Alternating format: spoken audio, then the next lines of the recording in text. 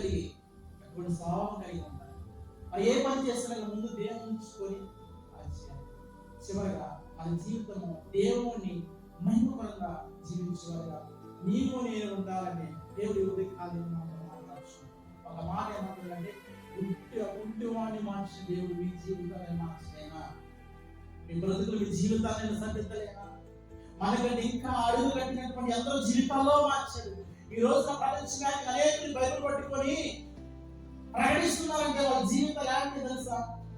ఎంతో ఎదుచాలు, ఎంతో దమ్ములు, ఎంతో మానవంగా తీసుకోవాలి. ఈ రోజున చాలా మంది కూడా ఈ జీవితాలు మార్చి, వాళ్ళ బ్రతుకులు మార్చి, వాళ్ళ సాక్షిగా నిలబెట్టుకొని ప్రపంచవ్యాప్తంగా యేసు లోక రక్షక నిజమైన దేవుడిని ప్రకటిస్తున్నారంటే వాళ్ళ జీవితాలు మార్చబడ్డాయి. మనం ఎందుకు మార్చబడ్డాయి తెలుసా? అన్ని ఎందుకు వాళ్ళు ఆశ్రయించబడుతున్నారంటే మనం ఎందుకు విశ్వసించబడాలి? ఒకే వాడు కాదు. ఏమనుకోండి చూద్దాం, తెలుసుకోలేదంట. హల్లెలూయా. తెలుసా? మనం ఏమనుకోండి, మన దేవుడని వదిలేస్తాం. ఇప్పుడు తిరుపతి వెళ్ళాలి, 2-7 ఖచ్చితంగా చెప్పండి, వాళ్ళు ఇంటికి పోతారు, 5 పోయి కూర్చుంటారు. అర్థమవుతుందా? ఆ 2 దర్శనాన్ని తిరుపతిలో 10 వెళ్తారా, 5 గంట ముందే కూర్చుంటారు. తెలుస్తుంది కదా? మనం 10:30 ప్రార్థన పెట్టి ఇంటికి పోతాం. తెలుస్తుంది కదా? హల్లెలూయా. మేము హింసించాలని బాధపడుతున్నాం, ఉద్దేశంగా చదువుతున్నాం. హల్లెలూయా. పనికి వెళ్తాము, పనిలో శ్రద్ధ, ఊరిపోయి ప్రయాణం, దేవుడు పెట్టి చూడండి. తెలుస్తుంది కదా? ఎంత ఆశ్రయిస్తారు తెలుసా? ఎంత దీవెనిస్తారు తెలుసా? మనం నేర్చుకోకపోయినా ముందు ప్రాణిత వినయంగా చూస్తారు దేవుడు. మన ఏముందో పోయాను దేవుడు అంటాడు, ఏముందో వాడి గులాలు చెప్పి ఆలోచిస్తాను. తెలుస్తుంది కదా? చెప్పారు కదా, ఆయన మన సహాయం నిమిషం మాత్రమే. అర్థమవుతుందా? ఆయన కోపం నిమిషం మాత్రమే, ఆయన ఆయుష్యంగా మనకు దీర్ఘాయువు ఉంటారు. కాబట్టి వాళ్ళు తేలిన దేవుడిని అంతగా పిచ్చిగా పెంచారు. ఇంకా తెలుసుకున్న నిజమైన దేవుడిని తెలుసుకుంటే ఎందుకు వదులుతారా? అస్సలు విడిచిపెట్టారు. తెలియని దేవుని అంతగా ఆరాధించారు, ప్రాణం పోయేదంతగా దీక్ష ఉంటారు. ఇంక తెలిసిన దేవుడి తర్వాత అబ్రహాము కూడా అన్యుడే,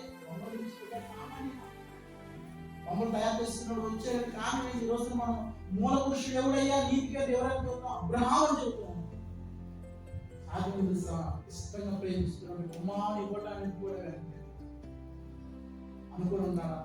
ఏది దేవుడు ఒక్క కుమారుడు ఇచ్చేయమంటున్నాడే, బలిపెట్ట కట్టాడంట, కళ్ళు చేసాడంట.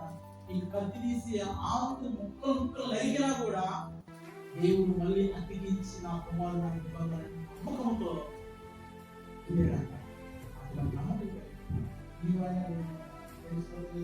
నమ్ముకుంటా నీ వాళ్ళైతే నమ్మవాడిని సంస్కరిస్తాను, నమ్మాలి, విశ్వసించాలి. ఈ రెండు కూడా మనకి చాలా ప్రాముఖ్యం.